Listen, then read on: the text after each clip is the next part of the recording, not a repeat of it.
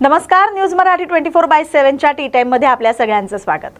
तब्बल 9 वर्षांनंतर जिल्हा परिषद निवडणूक होत असल्यानं मतदारांमध्ये मोठी उत्सुकता आहे। या निवडणुकीत नागरिकांकडून अजितदादांबद्दल सहानुभूती व्यक्त केली जाईल असं हसन मुश्रीफ म्हणालेत। विलीनीकरणासंदर्भातील चर्चा अजितदादांसोबत झाली होती। त्या बैठकीत आम्ही कोणीही नेते मंडळी उपस्थित नव्हतो असंही त्यांनी सांगितलंय। जिल्हा परिषदेच्या आणि पंचायत समितीच्या निवडणुका 10 वर्षांनी होत आहेत, त्यामुळे मतदारांच्या मध्ये प्रचंड उत्साह आहे आणि उमेदवार सुद्धा बरेच दिवस या संधीची वाट पाहत होते। आता ही संधी या निमित्ताने आलेली आहे आणि पुन्हा एकदा लोकांचं जे लोकशाही आहे ते आता जिल्हा परिषदेमध्ये सुरू होणार आहे। अजितदादांच्या निधनानंतरची ही निवडणूक काय वाटते? राष्ट्रवादीला चांगला प्रतिसाद मिळेल? नाही, राष्ट्रवादी काँग्रेस पक्ष ही पहिल्यापासून पश्चिम महाराष्ट्रामध्ये चांगल्या पद्धतीची विस्तारलेली आहे आणि अजितदादांच्या जाण्यानं फार चटका सगळ्या मतदारांना, सगळ्या कार्यकर्त्यांना बसलेला आहे। मला वाटतं या निवडणुकीमध्ये जी सहानुभूती अजितदादांची निश्चितपणानं लोक दाखवतील असा विश्वास आहे। आता रोहितदादांनी पण मतदान केलं, त्यावेळी त्यांनी म्हटलं की 12 तारखेला अजितदादांची एकत्रीकरणाची इच्छा होती, ती आम्ही बोलून दाखवणार। 12 तारखेला याची भूमिका पत्रकार परिषदेत सगळीच मांडणार। ठीक आहे ना, त्याने आता भूमिका त्यांनी काय आहे आम्हाला माहिती नाही। फक्त आमचं मत होतं की जे विलिनीकरणाबद्दल चर्चा हे करतायत म्हणजे राष्ट्रवादी साहेबांचा गट, त्या चर्चेमध्ये अजितदादा होते, आम्ही कोणी प्रमुख माणसं नव्हती, एवढा आमचा दावा आहे।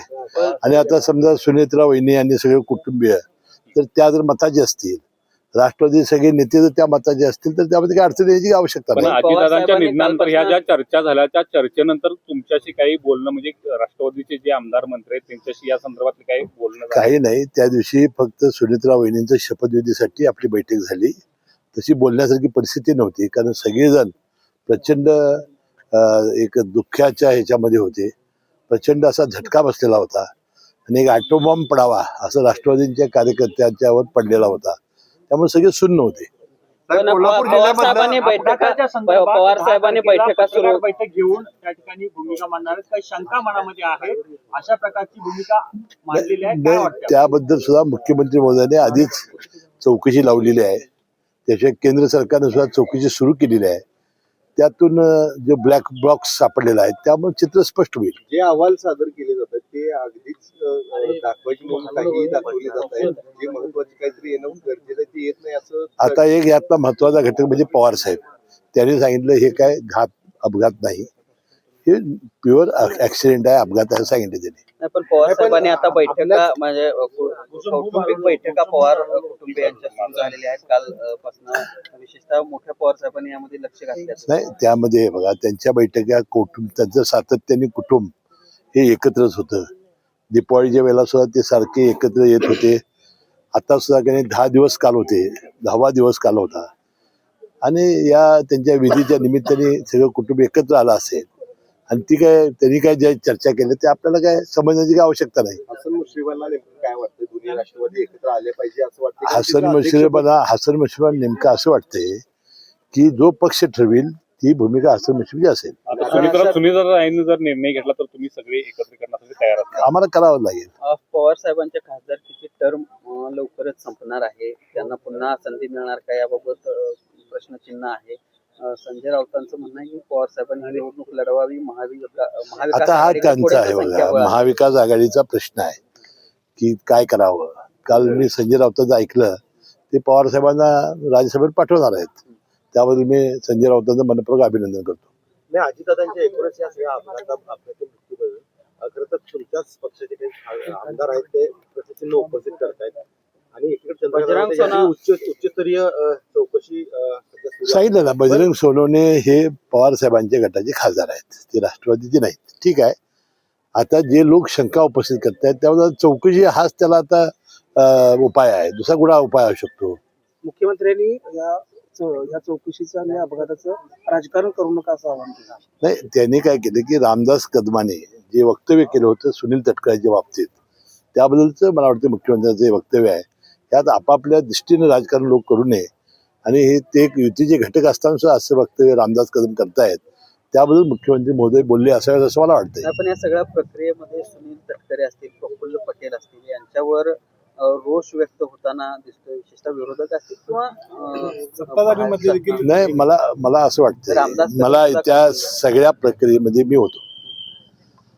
आता आपल्याला ज्या दिवशी अपघात झाला त्या दिवशी त्यांच्या कुटुंबियाची अशी इच्छा होती की लवकरात लवकर सुनेत्रा वहिनींचा हा शपथविधी कार्यक्रम व्हावा आणि त्यांच्या जागेवर आपल्याला पाठवावं अशी त्यांच्या कुटुंबियाची इच्छा होती. आता पवार घराणं हे 3 दिवसांनी आपले सगळे विधी आटोपतात, ते पुरोगामी घराणं आहे आणि त्यामुळे 3रा दिवस झाल्यानंतर 4थ्या दिवशी सुनेत्रा वहिनींना उपमुख्यपदाची शपथ दिली. आता मला एक सांगा, प्रफुल्लभाई पटेल अनेक वर्ष पवार साहेबांच्या बरोबर त्यांनी काम केलेलं आहे, ते कार्याध्यक्ष म्हणून अनेक वर्ष राष्ट्रवादीचं काम करतायत आणि सुनील तटकरे हे साहेब हे प्रदेशाध्यक्ष आहेत. मग आता मला सांगा, दादांच्या अचानक जाण्यानं ही जबाबदारी कोणी मिटिंग कोणी बोलवायची, तुम्ही सांगा ना. पण ही जर विधिमंडळाची मिटिंग आहे तर कोणी बोलवायची, कोणी ते सांगा ना, अध्यक्षाने बोलवायची ना. मग सुनील तटकरे विलन कसे, राष्ट्रीय अध्यक्ष त्या आदेशाने बोलवायची, मग प्रफुल्ल पटेल हे विलन कसे, मला हेच कळालेलं नाही. ज्या पक्षाची नेत्याची जबाबदारी तेवढा त्यांच्यावर दुर्दैवानं नीतीने टाकलेली आहे, त्यांनी जर काही पुढे पाऊल टाकलं आणि मिटिंग बोलवली आणि सुनेत्रा वहिनीलाच उपमुख्यमंत्री केलं तर ते विलन कसे काय ठरू शकतात. पण ह्या सगळ्या प्रक्रियेवर ठरवलं या संदर्भात, कोण ठरवण्याचा प्रयत्न करते त्यांना नाही, मला माहिती नाही, ते तुम्हीच आता बोलल्यावर कळालं मला. संजय कोणतं राऊत या बोलतंय? सगळ्या प्रकरणावरती वारंवार तुमच्यावरती तुमच्या पक्षावरती टीका करताना पाहायला मिळतात. राष्ट्रवादी हा भाजपचा गुलाम झाला. आता राष्ट्रवादी काँग्रेस पक्ष हा आमचा वेगळा पक्ष आहे. आता यांनी कुणी लुडबुड करण्याची आवश्यकता नाही. आता तो निर्णय घेण्याची समर्थ सुनेत्रा वहिनी आणि आमचा राष्ट्रवादी काँग्रेस पक्ष आहे. याच्यात आता ही लुडबुड का करतायत आणि विनाकारण आमच्या दुःखाच्या प्रसंगामध्ये आम्ही सगळे दुःख शोक सागरात बुडालेले असताना ही मंडळी का डिवचतायत ही शंका मलाही आहे. समन्वय अजूनही कायम आहे. शहरातल्या मतदारांचं आता नावं काही जिल्हा परिषद पंचायत समितीच्या मतदार यादीत पाहायला मिळत आहेत. अगदी दुबार मतदारांची संख्या देखील वाढल्याची दिसते. आता दुबार मतदानाच्या वेळेला त्यावेळेला निवडणूक आयोगाने स्पष्ट आदेश दिले होते, ज्यांची दुबार नावं असतील त्या समोर लिहा आणि त्यांच्यात लिहून घ्या. मी इथं मतदान करणार, दुसरे करणार नाही, असे जे करतील त्याच्यावर त्यांनी ताबडतोब कारवाई करावी.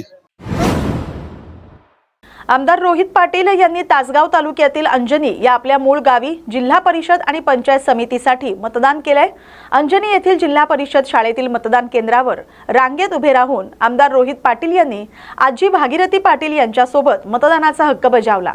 यावेळी त्यांच्या कुटुंबातील इतर सदस्यही उपस्थित होते. यावेळी प्रतिक्रिया देताना रोहित पाटील यांनी या निवडणुकीत महाविकास आघाडीला राज्यात आणि जिल्ह्यात चांगलं यश मिळेल असा विश्वास व्यक्त केला. आज जिल्हा परिषद आणि पंचायत समितीसाठी संबंधित जिल्ह्यामध्ये मतदान होत असून या निवडणुकीमध्ये लोक काम करणाऱ्या लोकांना आणि चांगली विचार असलेले लोकप्रतिनिधी निवडून देतील असा विश्वास मला आहे. मी वेगवेगळ्या सभांच्या निमित्ताने आणि संबंध मतदारसंघात देखील फिरलो. लोक महाविकास आघाडीच्याच पाठी आणि तासगाव आणि कवठेमंकाळ मतदारसंघामध्ये तुतारी आणि आपल्या राष्ट्रवादी काँग्रेस पक्ष शरदचंद्र पवार पक्षाचा पुरस्कृत असलेल्या उमेदवारांच्या पाठीमागं लोक खंबीरपणे उभं राहतील असा विश्वास मला व्यक्त करायचा आहे. धन्यवाद. जिल्ह्यात एकूण मी जतला होतो, वाळव्याला होतो.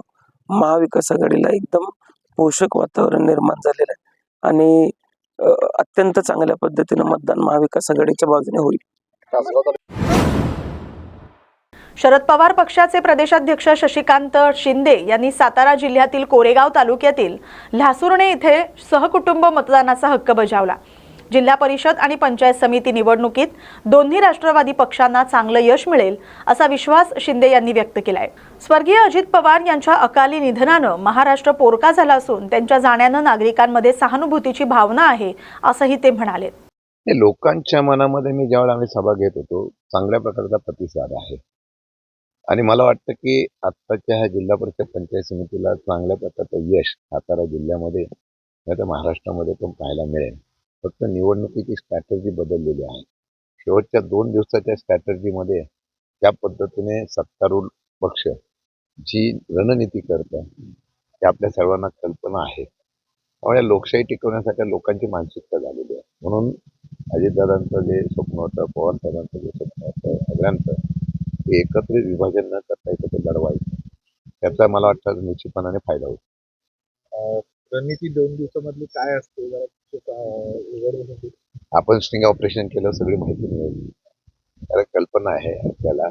प्रचंड दबाव तंत्राचा वापर होतो. मी आता फिरतोय, कार्यकर्त्यावर प्रचंड दबाव असतो, सत्तेचा दबाव असतो आणि मग विकास कामं केली जाणार नाही, मग आम्ही बघून घेऊ, अशा पद्धतीत होणार ही लोकशाहीला धोकादायक आहे. हे सगळीकडेच अनुभवाला आलेला आहे मला. त्यामुळे लोक प्रचंड दबावाखाली असतात. मला वाटतं की लोकशाहीमध्ये मुक्तपणाने निवडणूक करण्याची ही फ्रीडम असायला पाहिजे आणि वेगळ्या प्रकारचं नंतर नियोजन इतकं होतं. पण मलाही खरंच सांगतो की लोकांचा प्रतिसाद फार चांगला आहे. मनातून लोकांची इच्छा आहे, ती इच्छा प्रत्यक्षात या निवडणुकीला पाहिलं नाही. दादांच्या जाण्यामुळे साहजिकच आहे. महाराष्ट्र हा नेहमी विचाराचा महाराष्ट्र आहे. एखादं नेतृत्व ज्यावेळेला महाराष्ट्रातून जातं तेव्हा महाराष्ट्र पोहोचता होतं आणि मला वाटतं त्या पद्धतीची भावना ही अजितदादांच्या. म्हणून मी त्या दिवशी बोललो की चौकामध्ये ज्यांनी दादांना कधी बघितलं नसेल, फक्त एक महाराष्ट्राचं नेतृत्व म्हणून, एक चांगलं नेतृत्व म्हणून ज्यावेळेला फ्लॅग्स लागतात, पक्षभेद बाजूला ठेवून जेव्हा लोक उभी राहतात आणि सहानुभूती आहे आणि ती सहानुभूती निश्चितपणाने दादांच्या बद्दल होती. अचानक गेल्यामुळे त्या पद्धतीची एक भावना लोकांच्या मनामध्ये, त्याचा फायदा निश्चित होईल असं मला. लोकशाहीच्या प्रक्रियेत सहभागी होण्यासाठी नागरिकांमध्ये मोठा उत्साह पाहायला मिळतोय. शिरूर तालुक्यातील तळेगाव ढमढेरे इथं 93 वर्षाच्या छबुबाई काशीनाथ भुजबळ यांनी चालता येत नसतानाही मतदानाचा हक्क बजावलाय. वयोमानामुळे हालचाल करणं शक्य नसतानाही त्यांच्या मुलानं त्यांना उचलून मतदान केंद्रापर्यंत आणलं आणि व्हीलचेअरवर बसवून मतदान करण्यास मदत केली. छबुबाई भुजबळ यांनी केलेलं मतदान लोकशाहीप्रती असलेली निष्ठा आणि कर्तव्य भावना अधोरेखित करणारं ठरलं. मंत्री हसन मुश्रीफ यांचे सुपुत्र आणि गोकुळ दूध संघाचे अध्यक्ष नाविद मुश्रीफ यांनी मतदानाचा हक्क बजावलाय. मतदानानंतर त्यांनी मतदारांना लवकरात लवकर घराबाहेर पडून मतदान करण्याचं आवाहन केलं. जिल्हा परिषद आणि पंचायत समिती निवडणुकीच्या पार्श्वभूमीवर नागरिकांनी लोकशाहीच्या प्रक्रियेत सक्रिय सहभाग घ्यावा असं नाविद मुश्रीफ म्हणाले. शिवसेना खासदार धैर्यशील माने यांनी पत्नी समवेत मतदान केंद्रावर जाऊन मतदानाचा हक्क बजावलाय.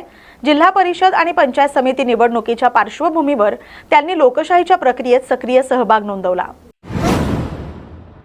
तासगाव तालुक्यातील बलगवडे गावात जिल्हा परिषद आणि पंचायत समिती निवडणुकीसाठी आतापर्यंत एकही मतदान झालेलं नाही.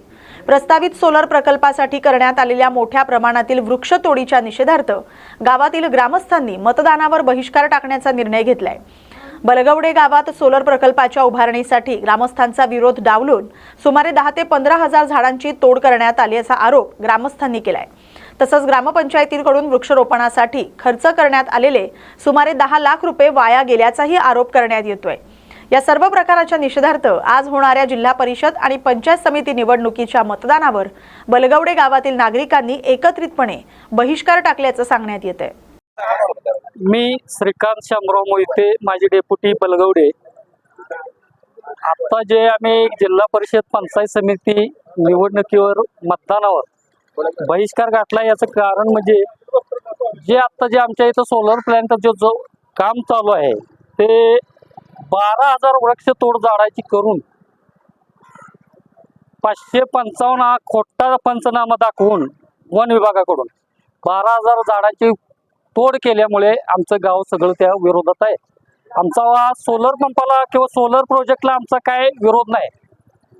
फक्त याने आम्हाला काय सांगितलं होतं, 181 मध्ये 181 मध्ये मोकळ्या जागा आम्हाला ट्रान्सफर करून द्यायचं ठरलं होतं.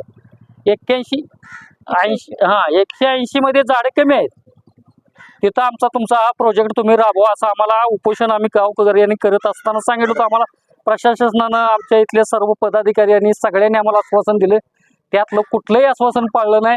क्षेत्र 21 एकर घेतलं असताना खोटं डिझाईन करून 27 एकराचं डिझाईन आहे, 21 एकर दावले. 21 एकरातली 12,000 झाडं तोडले आणि जबरदस्तीने दुसऱ्या 10 एकरातली आणि झाडं त्यांनी तोडले ती. तर ज्यांनी या झाड तोडीला वृक्ष आणीला जो जिम्मेदार आहे त्यांची SIT मार्फत चौकशी लावा. चौकशी करून जो दोषी आहे त्यांच्यावर कारवाई करण्यात येईल. आणि जो आमच्याविषयी जे गैरसमज प्रशासनानं शासनापर्यंत पोहोचवला आहे की बलगवडे गावचा सोलर प्रोजेक्टला विरोध आहे, तर आमचा सोलरला प्रोजेक्टला विरोध नसून असणाऱ्या झाडाच्या वृक्ष तोडीला आमचा विरोध आहे. जे मोकळी जागा आहे तिथं तुम्ही तुमचा प्रोजेक्ट राबवायला आमचं गाव आता काय परिस्थिती आहे? झाडं तोडले त्यांनी जबरदस्तीने पोलीस यंत्रणा आणून जे आता काही ती चालू आहे ती सगळं अनलिगली चालू आहे. त्याची सर्व चौकशी करून जे तो दोषी आहे त्यांच्यावर कारवाई करण्यात येईल. पुणे जिल्ह्याची प्रभारी म्हणून माझ्यावर जबाबदारी होती, मात्र मी कुठेही प्रचाराला गेलो नाही. दादा गेल्यानंतर आम्हाला राजकारणात रस नव्हता. निवडणुका येतात आणि जातात, पण दादा गेल्याचं दुःख आमच्या मनात कायम आहे. अजितदादा पुणे जिल्ह्यात 35 ते 40 सभा घेणार होते, असं मुरलीधर मोहोळ म्हणाले. शेवटी प्रचार निवडणूक म्हणजे युद्ध असतं. त्याच्यामध्ये स्वाभाविकपणे आपण चांगलं काय करतो, समोरचं चांगलं कसं करू शकत नाही याच्यावरती साधारणपणे प्रत्येकजण बोलतात, पण मला तेही करायचं नव्हतं. मतदार शेवटी सुज्ञ आहेत, त्यांना जे काय करायचं ते योग्य करतील. मला असं वाटतं की हे खरं आहे की गेल्या अनेक वर्षापासून जिल्ह्यामध्ये राष्ट्रवादी काँग्रेसची सत्ता आहे, पण पक्ष म्हणून भारतीय जनता पार्टी म्हणून आमच्याही सर्व कार्यकर्त्यांनी स्थानिक जिल्ह्यातल्या नेत्यांनी खूप चांगलं काम केलं आहे, लोकांपर्यंत पोचले आणि जो काय व्हायचा निर्णय तो शेवटी जनतेवरती सोपवून देऊ. आज मतदान होईल, निकाल लागल्यावरती कळेल. रात्री बुट्टी पटल्यानं मारहाण झाल्याचं नाही मला माहीत नाही, कारण मी पहाटे आलो, दिल्लीवरनं आलो, अधिवेशन चालू आहे. आज आमच्या फॅमिलीकॉमचा दीक्षांत समारंभ होता, त्यामुळे मी डायरेक्ट पहाटे आल्यानंतर इथंच आलो. त्यामुळे मला माहिती नाही, मी माहिती घेतो. झालं असेल शेवटी, असं काही व्हायला नको. झालं असेल तर ते चुकीचं आहे. एक्सप्रेसवेचा प्रश्न आहे. खरं तर गेली अनेक वर्ष आपण पाहतो की एवढी मोठी वाहतूक कोणी कुठेच झाली नाही. जे झालं पुणे जिल्ह्यात जवळपास 32 तास ते सगळे अडकून पडले. अनेक जण बाहेर पडायचा प्रयत्न करत होते, खूप जास्त त्रास झाला. यावरती काही खरं तर गडकरी साहेबांशी बोलणार आहात का राज्य सरकारकडून? नाही, मला वाटतं हे खरं तर खूप त्या दिवशीचं भयानक होतं. मी सुद्धा सातत्यानं पुणे ग्रामीण SP-च्या संपर्कात होतो. जी सगळी यंत्रणा तिथे लागली होती त्या सगळ्यांच्या संपर्कात होतो, कारण सगळीकडनं नागरिक अडकले होते, त्रस्त झाले होते. पण असा प्रकार भविष्यात होऊ नये त्याच्यासाठी निश्चितपणे काळजी घेतली पाहिजे. तशी यंत्रणा अगदी 100% त्या ठिकाणी अवेलेबल हवी, यासाठी निश्चितपणे आपण काहीतरी करणार आणि केलं पाहिजे. मला असं वाटतं की शेवटी मी सुद्धा एक लोकप्रतिनिधी आहे, त्यामुळे ती माझी सुद्धा जबाबदारी आहे. भविष्यात असा कुठलाही प्रकार होणार नाही याची काळजी घेणार. दादांच्या अपघाताची रायगड जिल्ह्यात जिल्हा परिषद आणि पंचायत समिती निवडणुकीसाठी मतदान प्रक्रिया शांततेत सुरू आहे. मतदान केंद्रांवर कडेकोट पोलीस बंदोबस्त तैनात करण्यात आलाय. रायगड जिल्हा परिषद आणि जिल्ह्यातील 15 पंचायत समित्यांच्या सार्वत्रिक निवडणुकीसाठी आज मतदान होतोय. रायगड जिल्ह्यातील 17,381 मतदार जिल्हा परिषदेच्या 173 तर पंचायत समितीच्या 329 उमेदवारांचे राजकीय भवितव्य ठरवणार आहेत. जिल्ह्यात एकूण 3,323 मतदान केंद्रांवर मतदान होते. या प्रक्रियेसाठी 16,121 अधिकारी आणि कर्मचारी नियुक्त करण्यात आलेत.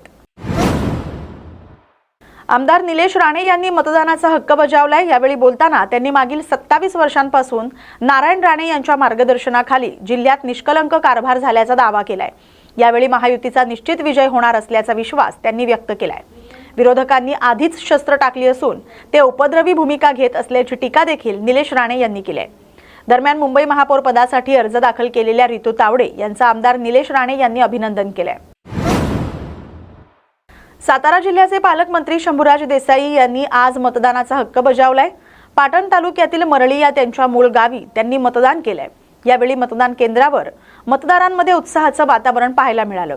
पाटण तालुक्यातील विविध ठिकाणी मतदान प्रक्रिया शांततेत पार पडत असून नागरिक मोठ्या संख्येने मतदानासाठी बाहेर पडल्यात. या निवडणुकीत भाजप शिवसेना महायुती पक्षांमध्ये चुरशीची लढत होत आहे. पाटण तालुक्यात जनतेनंच निवडणूक हातात घेतली असून निकाल समाधानकारक असतील अशी आशा पालकमंत्री शंभूराज देसाई यांनी व्यक्त केली आहे. आज राज्यामध्ये जिल्हा परिषद पंचायत समितींच्या निवडणुकीचं मतदान सुरू झालेलं आहे. मी माझ्या गावामध्ये आता मतदान केलेलं आहे. लोकांच्या मध्ये उत्साह आहे आणि शांततेत मतदान सुरू आहे. प्रशासकीय यंत्रणा सुद्धा सतर्क आहे आणि महिलांचा उत्साह मोठा आहे, तरुणांचा उत्साह आहे आणि या ठिकाणी 261 पाटण विधानसभा मतदारसंघातल्या निवडणुकीमध्ये ही निवडणूक मी प्रचार यंत्रणेच्या वेळी सांगितलं तसं जनतेने हातामध्ये घेतलेली आहे. आता आज राजकीय भाष्य करता येणार नाही, परंतु निश्चितच अत्यंत समाधानकारक अशा पद्धतीचे निकाल लागतील. लोकांचा उत्स्फूर्त प्रतिसाद हेच या निवडणुकीतलं सगळ्यात महत्त्वाची बाब या ठिकाणी आहे. चला. उद्योगमंत्री उदय सामंत यांनी आपला मतदानाचा हक्क बजावलाय. पाली इथं जिल्हा परिषद आदर्श विद्या मंदिर पाली क्रमांक 1 येथील मतदान केंद्रावर त्यांनी मतदान केलंय. यावेळी मंत्री उदय सामंत यांनी नागरिकांना घराबाहेर पडून मोठ्या संख्येनं मतदान करण्याचं आवाहन केलंय. काही ठिकाणी ईव्हीएम मशीन बंद पाडण्याच्या घटना घडल्या तरी त्यामुळे कोणावरही मतदान न होण्याचा अन्याय होणार नाही असा विश्वास त्यांनी व्यक्त केलाय. जिल्हाधिकारी या सर्व बाबींवर लक्ष ठेवून आहे. कुठे काही त्रुटी राहिल्या असतील तर त्यांच्या नेतृत्वाखाली त्या तात्काळ दूर केल्या जातील असंही सामंत यांनी स्पष्ट केलंय. बजावलेला आहे तुम्ही काय एकूणच आवाहन कराल काय सांगाल? रत्नागिरी जिल्ह्यामध्ये आणि पूर्ण महाराष्ट्रामध्ये स्थानिक स्वराज्य संस्थांच्या निवडणुका सुरू आहेत. या निवडणुकांमध्ये ग्रामीण भागाचा विकास कोण करू शकतो अशा उमेदवाराला मतदान जास्तीत जास्त करण्याचं आवाहन मी आपल्या सगळ्यांच्या माध्यमातून करतो. आणि जरी काही ठिकाणी ऊन असलं तरी मतदानाचा अधिकार हा प्रत्येकानं बजावला पाहिजे आणि जास्तीत जास्त मतदान केलं पाहिजे. रत्नागिरी जिल्ह्यात काही ठिकाणी ईव्हीएम मशीन बंद पडण्याच्या घटना देखील घडलेल्या आहेत, त्यामुळे काही ठिकाणी खोळंबा देखील झालेला नाही. ईव्हीएममुळं जर खोळंबा झाला असेल तर मला असं वाटतं की थोडाफार त्रास होईल, पण जे मतदार शेवटच्या क्षणापर्यंत हे त्या रांगेमध्ये असतील त्यांना मतदान करायला द्यायचं हे निवडणूक आयोगाचे आदेश आहेत. त्यामुळे मतदान न होण्याचा अन्याय कोणावर होणार नाही आणि स्वतः रत्नागिरी जिल्ह्याचे जिल्हाधिकारी या सगळ्या गोष्टींवर लक्ष ठेवून आहेत. योग्य तो निर्णय ते घेत आहेत. त्याच्यामुळे जर काही कुठं त्रुटी राहिल्या असतील तर त्यांच्या नेतृत्वाखाली नक्की पूर्ण होणार आहेत. परभणीच्या राणी सावरगाव इथं मतदान करण्यापासून रोखल्यामुळे मतदान केंद्रावर मोठा वाद निर्माण झालाय. महंतांनी थेट मतदान केंद्र अधिकाऱ्यावर भाजपची दलाली करत असल्याचा आरोप करत आपल्याला जाणून बुजून मतदानापासून रोखण्यात आल्याचा दावा केलाय. या घटनेनंतर परिस्थिती तणावपूर्ण बनली होती. पोलिसांनी मध्यस्थी करण्याचा प्रयत्न केला, मात्र वाद सुरूच राहिला. अखेर महंतांनी मतदान न करताच मतदान केंद्रातून बाहेर पडण्याचा निर्णय घेतला. जिल्हा परिषद आणि पंचायत समिती निवडणुकांच्या पार्श्वभूमीवर सुरू असलेल्या मतदान प्रक्रियेवर थेट लक्ष ठेवण्यासाठी जिल्हाधिकारी दिलीप स्वामी यांनी फुलंब्री तालुक्यातील मुर्शिदाबाद वाडी आणि गणोरी येथील मतदान केंद्रांना अचानक भेट दिली. या भेटीदरम्यान त्यांनी मतदान केंद्रावरील व्यवस्था, सुरक्षा, मतदारांसाठी उपलब्ध सुविधा, कर्मचारी व्यवस्थापन तसंच मतदान प्रक्रियेची पारदर्शकता याची सखोल पाहणी केली. जिल्हा परिषद पंचायत समिती सार्वत्रिक निवडणूक 2026 अंतर्गत आज छत्रपती संभाजीनगर जिल्ह्यामध्ये मतदानाची प्रक्रिया सकाळी 7:30 वाजता सुरळीतपणे सुरू झालेली आहे. 1-2 ठिकाणच्या मशीन बदलण्याच्या व्यतिरिक्त कुठेही कुठलाही अनुचित प्रकार घडलेला नाहीये. मी स्वतः जिल्हाभरातल्या काही मतदान केंद्राला प्रत्यक्ष पाहणी देऊन खात्री केलेली आहे. सर्वत्र शांततेत आणि सुरळीतपणे मतदान प्रक्रिया सुरू आहे. काही ठिकाणच्या 1-2 अफवा आमच्यापर्यंत आलेल्या होत्या. त्या ठिकाणी पोलीस अधिकारी आणि महसूल अधिकारी जाऊन त्या घटनेची खातरजमा केली. अशा कुठल्याही गैरप्रकाराला त्या ठिकाणी वाव दिलेला नव्हता, परंतु काही ठिकाणी अफवा पसरलेल्या होत्या. परंतु जिल्हाभरातील मतदानासाठी नियुक्त केलेली यंत्रणा ही पूर्णपणे सक्षम आहे. 2 नव्हे 3 प्रशिक्षण त्यांचे घेतलेले आहे. त्यामुळे कुठल्याही मतदान केंद्रावर कुठलाही अनुचित प्रकार निश्चितपणे घडणार नाही. माननीय पोलीस अधीक्षक साहेबांनी जिल्हाभरामध्ये आणि माननीय पोलीस आयुक्तांनी शहरातील ग्रामीण भागातील मतदान केंद्रावर चोख बंदोबस्त ठेवलेला असल्या कारणाने कायदा व सुव्यवस्थेची परिस्थिती सुद्धा निर्माण होण्यासारखी परिस्थिती त्या ठिकाणी नाही आणि निश्चितपणे सायंकाळी 5:30 पर्यंत मतदान सुरळीतपणे पार पडले याची मला खात्री आहे. या बातमीसोबतच टी टाइम मध्ये वेळ झाला तर इथेच थांबण्याची. अशाच महत्त्वाच्या बातम्यांसाठी पाहत राहा न्यूज मराठी 24/7. नवा भारत, नवा विचार.